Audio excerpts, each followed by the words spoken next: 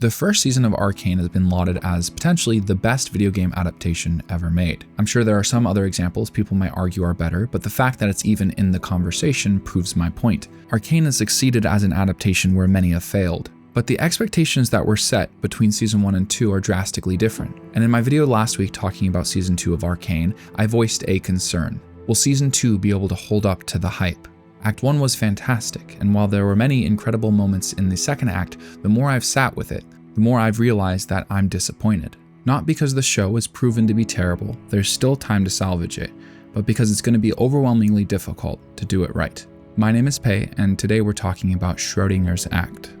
Arcane's in a really interesting position. As I'm working on this video, the third act is yet to air. I'll be releasing it actually the same day it airs. Because my main takeaway after finishing the second act is that the quality of the third will ultimately determine whether or not this is the point where Arcane fell apart, or just a dip before a fantastic finale. And I think the first is significantly more likely than the second, like Schrodinger's cat currently existing in both states, waiting to be determined by the release of the final act. I think there's about a 70% chance that Arcane doesn't live up to a satisfying conclusion for me, and a 30% chance that they find some line that does. I'm calling my shot here and might look silly, and if I do, I'll be back next week to acknowledge it. But Arcane has one significant problem that I'm constantly seeing others point to and also experiencing myself. It's pacing. Season 2 has been incredibly ambitious. Its story is filled with characters and plot lines, all of which have to find a satisfying conclusion in 3 episodes. But Arcane Season 2 has also been introducing new plot lines deep in the second act, while constantly brushing over important moments that I think deserved more time. So if Arcane's pacing really is struggling, where did it all start going wrong? And why might this show's creators be falling prey to this specific problem? Spoiler warning for Season 2, Act 2 of Arcane. While I have concerns and criticisms, part of what makes Season 2 so complicated to talk about is that it's a weird mix of writing decisions that I love and ones that I don't really understand.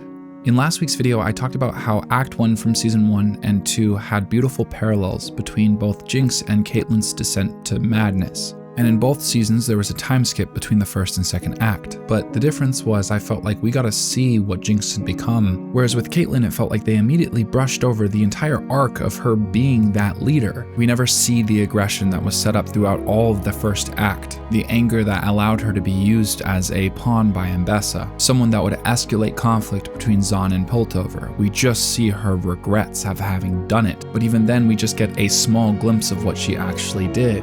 An incredibly important part of the first season of Arcane was all the little moments they explored that made the world feel bigger than just our ensemble cast. Stories in pursuit of efficiency so often create worlds that feel like they disappear off screen. In Season 1, Arcane did not fall prey to that. A good example of this is all the scenes involving Huck as a character, his negotiation in The Last Drop and eventual addiction to Shimmer. He was a character that was never a priority, but one that still felt like a person. Whereas in Season 2, Huck has only ever felt like a puzzle piece used to progress the plot. Take for example Huck's role in Victor's entire arc as what I assumed to be a false prophet, given everything that happened to Victor's followers after he was shot by Jace. Huck was a character that offered complexity in Season 1. There's this duality between the empathy that Vi offers and how much that means to Huck, and then his eventual betrayal. If, after he was cured by Victor, he lost some of his humanity, it didn't come across that way. If there was more time, I feel like they could have much better explored this cult, bouncing between the emotions of maybe this is something that is helping people, but why does it feel so creepy? There was a loss of subtlety to the point where Huck's death, whether it came from when he was healed or after when Victor was shot, held no weight. Because I think they needed more setup, which either requires more efficient scenes or more time.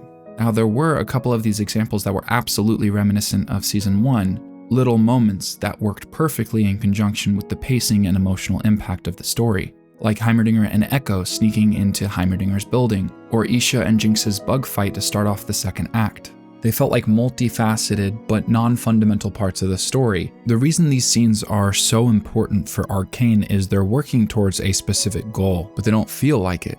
I think the relationship between Isha and Jinx is the best part of the second season so far. There were so many great scenes between Jinx and Isha, ones that didn't lose track of the subtlety that I think adds so much to Arcane's tone. like showcasing that thrown together fort that Isha's staying in, or the little bit where they do finger guns at one another, or even Isha's poorly drawn on cloud tattoos to emulate Jinx. These are little moments that are the foundation of what I think the saving grace is of Act 2, which is the emotional climax.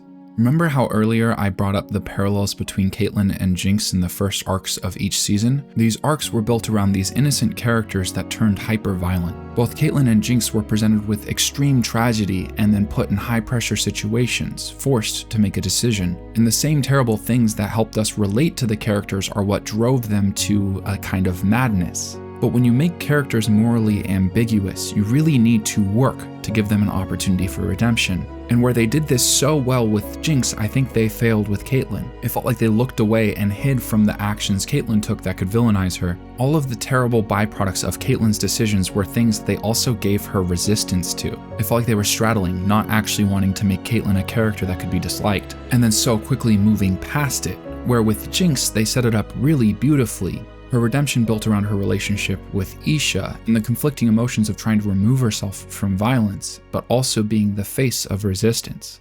I love those ideas, and even many of the ways they were executed. It feels like Season 2 of Arcane was this huge, magnificent story that the writers sat down and packed full of all these interesting ideas, and then forced it into a tiny 9-episode box, compromising most of the writing decisions that could have turned out great. Moments that should have been more emotional felt empty, like they were just moving the plot from point A to B, resulting in scenes that ended up feeling purely functional. There are more examples of this. To me, all of Warwick as a character felt so underdeveloped, besides maybe the note that they found in the cavern from Vander to Silco. It felt like so many important versions of these scenes were skipped.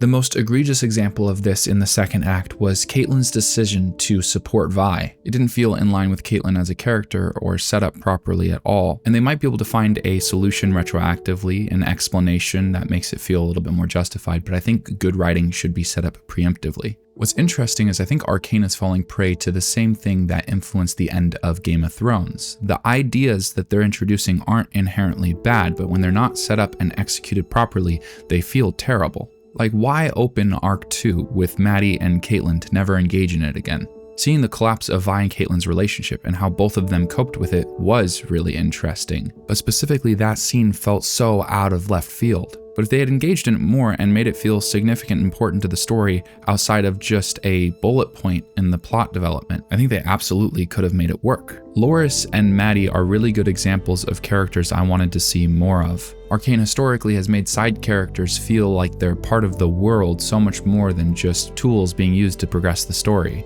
If you had told me after Act 1 that they wouldn't reintroduce Heimerdinger or Echo for the entirety of Act 2, I wouldn't have believed you. I'm sure they'll give some sort of flashback explanation as to all they've been through, maybe even a dedicated episode in the third act, but they're two of my favorite characters, and it felt like they were tossed to the wayside for more important plot points. There were so many moments that feel rushed, like the introduction of the Chem Barons in the first act. With the exception of Smeech, they felt like boring copy and paste bad guys, and then they were treated that way. It's the exact opposite of what I was arguing about making a world feel full, functioning as quotas to get from point A to point B. And honestly, I don't really know who's at fault, because as a viewer, there's all the things I want, but there just hasn't been time. Did the writers choose to tell a story that was too ambitious for such a small amount of episodes? Or was there conflict between them and the studio? All I know is I'm worried that it's not going to work. I even mentioned the fact that Mel has an entire plotline that's being explored with the Black Rose, maybe just to set up a third season. We have no clue anything that's going on in Piltover. There's a pretty good chance, given Echo's design in League of Legends, that they're going to incorporate some sort of time travel in the third act. How in only 2 hours are they ever going to satisfy all these plotlines? Part of what makes Arcane's shortcomings so frustrating for me is that it's paired with things that are so good. The animation and execution on certain parts of the story are fantastic. And I think the thing that really solidifies this for me is how successfully they pulled off Jinx and Isha. Isha's decision to sacrifice herself and that entire montage leading up to the moment was really good. I think Jinx is one of the better characters written in Arcane because of the way that she interacts with so many people. I pointed out the parallels between her and Caitlyn earlier, but I also love the relationship she had with Silco and how she eventually filled the same role with Isha. I assumed after the finale of Season 1, when Jinx chose to shoot that rocket, there would be no line towards redemption, or at least there wouldn't be one that I found satisfying. And one of the things most interesting about Arcane is their ability to make things that I don't think should work. So while I'm not convinced the finale will be fantastic, I'm ready to be proven wrong. Because Arcane's peaks are so high, I just want it to be perfect.